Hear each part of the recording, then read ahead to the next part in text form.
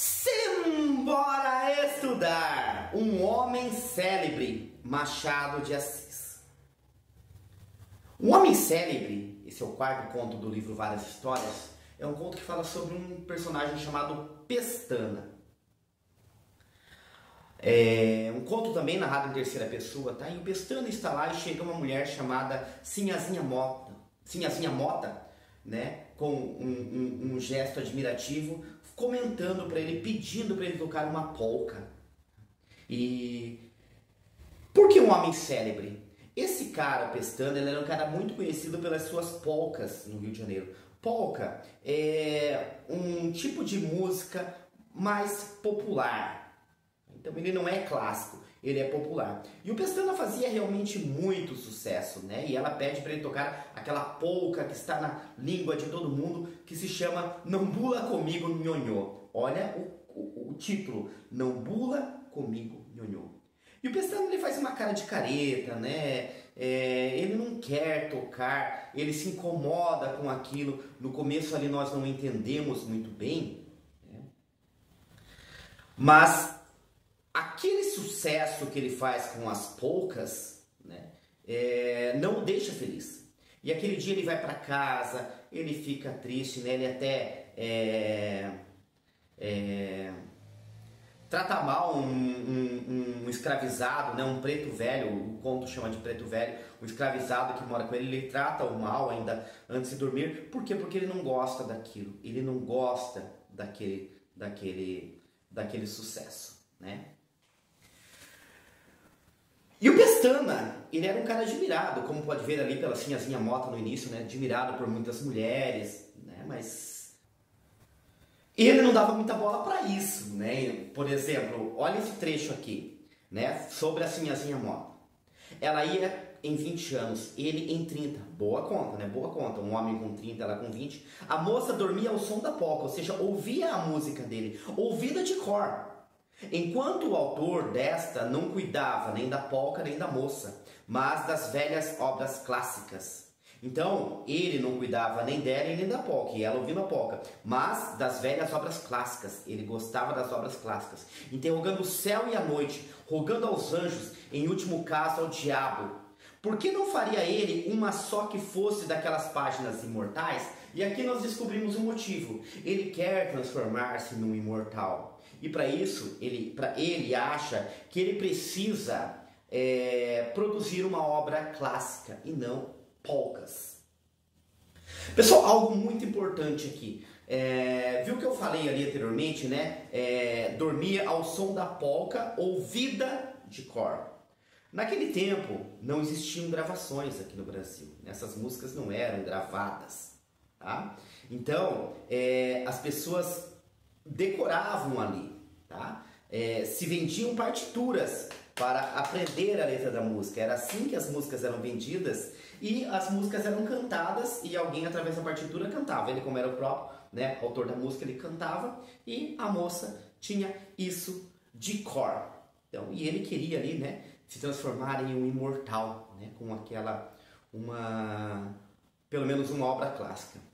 Isso remete muito a um certo preconceito que há com algumas músicas, né? Isso até hoje, né? As pessoas ditas, esse ritmo é inferior, como há muito, né, algum tempo se falava do rap, né? Nós temos ainda algumas idiotices aí como, né? Agora, há pouco tempo, estamos aqui no dia 17 de julho de 2024, a coisa de 2, 3 semanas aí, o Ed Mota colocou, né, que rap não é música, falando umas idiotices lá bem grandes, tá? Então é esse tipo de coisa aí que nós temos, que é levado por muitas pessoas.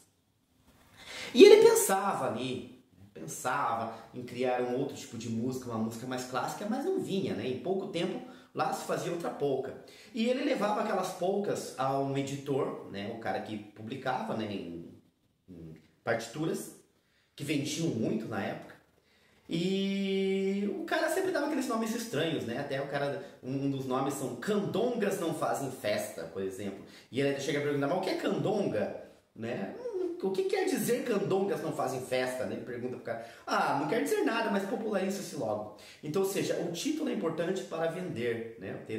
Ter um bom título. E também tinha outro lá, Senhora Dona, guarde o seu balaio. Então são títulos assim, absurdos para as polcas dele que as pessoas já trazem ali de cor. E ele faz o maior sucesso no Rio de Janeiro.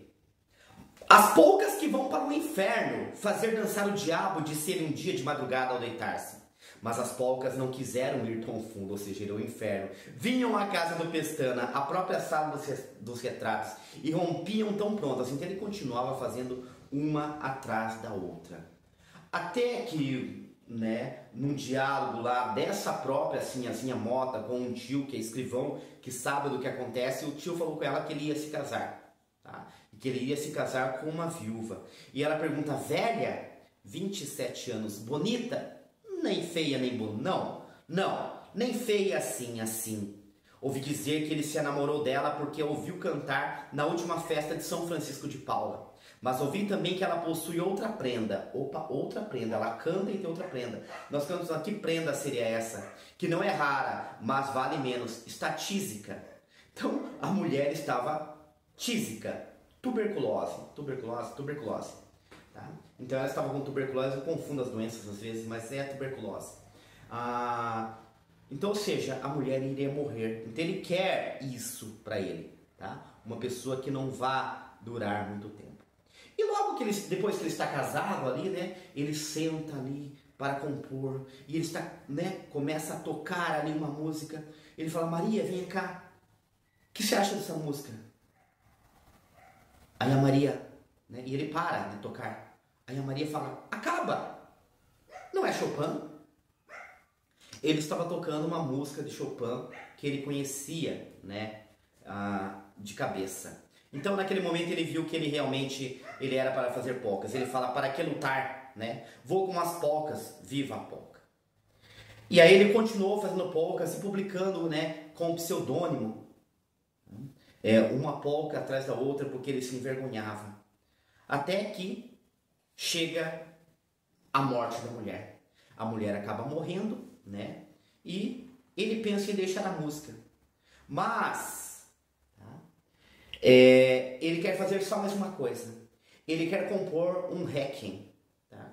Que faria executar no primeiro aniversário da morte de Maria. Escolheria outro emprego, escrevente, carteiro, mascate, qualquer coisa que lhe fizesse esquecer a arte assassina e surda. Então ele queria escrever um requiem. O que é um requiem? É uma música fúnebre, né? Que é tocada em cerimônias fúnebres. Tá? Então, no primeiro aniversário de morte da mulher, ele queria que tocasse essa música que ele começa a compor. E aí ele presta atenção, né, na obra de Mozart. Mozart compunha, né, requiems, e ele começa ali, no começo ele acha que vai dar certo, e ele trabalha 1 mês, 2, 3, 4, 5, 12 meses, né? A aurora do aniversário veio achá-lo trabalhando, ou seja, ele não consegue em 1 ano compor o requiem que ele queria. Contentou-se da missa rezada e simples para ele só, nada de requiem. 2 anos depois da morte, o editor, aquele velho editor que colocava os nomes esdrúxulos lá nas polcas dele, chega lá. Lá se vão 2 anos que não nos dá o ar de sua graça. Toda a gente pergunta se o senhor perdeu o talento. O que tem feito? Ele fala nada. E aí ele pede para ele compor. Né? E ele volta a compor. E o editor já tinha até os nomes, né? A polca há de se chamar Bravos à Eleição Direta. Tá? E ele compõe lá, e foram se passando os anos, e ele compondo.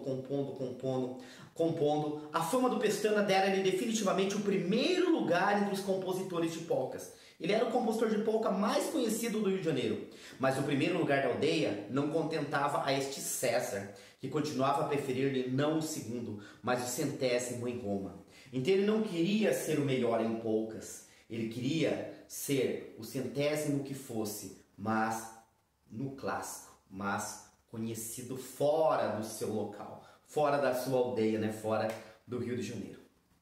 Aí, o que acontece? Ele pega uma febre, fica muito ruim, e o editor vai falar com ele e pede para ele fazer uma polca, E o editor foi dar a notícia da subida dos conservadores. Então os conservadores estão voltando ao poder.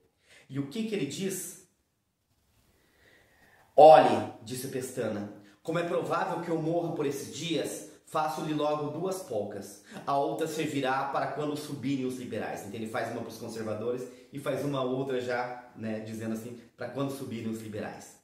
Foi a única pilhéria, piada, né, que disse em toda a vida, e era tempo, porque expirou na madrugada seguinte, às 4h05, bem com os homens e mal consigo mesmo.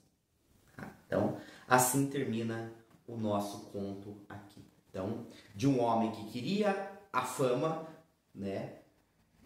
Não vou dizer que ele não queria a fama, mas pelo clássico. E ele preferia ser um mediano clássico do que um astro ali de poucas. A gente vê um certo preconceito aí, né? Que isso perdura até hoje ainda com certos ritmos, tá?